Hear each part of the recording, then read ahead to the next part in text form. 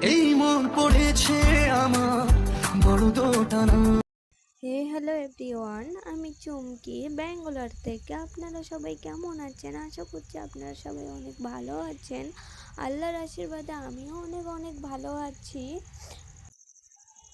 সকাল সকাল ঘুম থেকে উঠে চলে গেলাম কিচেন গিয়ে কিচেনটাকে একদম আমার মনের মতো করে পরিষ্কার পরিচ্ছন্ন করে নিলাম। নিয়ে বসিয়ে দিলাম ডাল। আর ভাবছি কি রান্না করা যাবে, রুমে তো সেরকম কিছু নেই। যাই হোক, ভাবা যাক কি করা যাবে। তো তো আমি রুমটাকে ক্লিন করতে লেগে পড়লাম। সে আমাকেই করতে হবে, তো বেডশিট চেঞ্জ করলাম, রুমের যা টুকিটাকি কাজ আছে সেগুলো করে নিচ্ছিলাম। অনেক দিন ধরে সেরকম করে করা হচ্ছিল না আমার শরীর খারাপ বলেই। তো দেখছি আজকে আমার একটু শরীরটা ঠিকঠাক আছে, তাই ভাবছি রুমটাকে ঠিকঠাক করে নিই। আমি ছাড়া তো আর কেউ করবে না, তাই লেগে পড়লাম, যেই কথা সেই কাজ করতেই হবে। এইদিকে আমার রুমটা প্রায় ঝাড়ু দেওয়াই কমপ্লিট হয়ে গেল।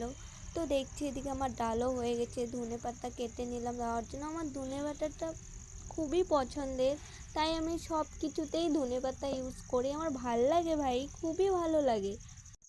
এদিকে আমি বেগুনটাকে কেটে নিচ্ছি। তো বেগুনটাকে আমি সেরকম কিছু করব না, জাস্ট একটু ফ্রাই করে নিব, নর্মাল যেরকম হয়।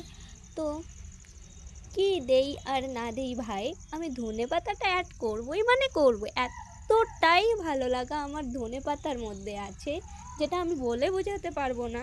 এদিকে আমার রান্না প্রায় কমপ্লিটের দিকে। কমপ্লিট তো কমপ্লিট হয়ে গেল। তো ড্রেসগুলো নিয়ে কাচতে চলে গেলাম। ড্রেস কেচে দিয়ে আবার শুকাতে দিতে হবে। আমার কাচতে ভালো লাগে, কিন্তু শুকাতে দিতে ইচ্ছা করে না। যাই হোক, শুকাতে দিতে হবে, আমি ছাড়া বা কে দিবে। তো শুকাতে দিয়েই দিলাম। তো আর কি করা যাবে, তো স্নান করাই যাক। তো স্নান করে রুমে চলে আসলাম।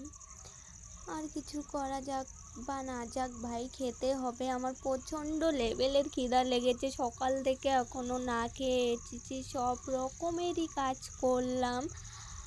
তো কাজ করে যাই হোক, একটু চুলটাকে ঠিকঠাক, চুল প্রচণ্ড লেভেলের আমার পড়ে গিয়েছে ভাই। যাই হোক, খেয়েও নিলাম। বাই।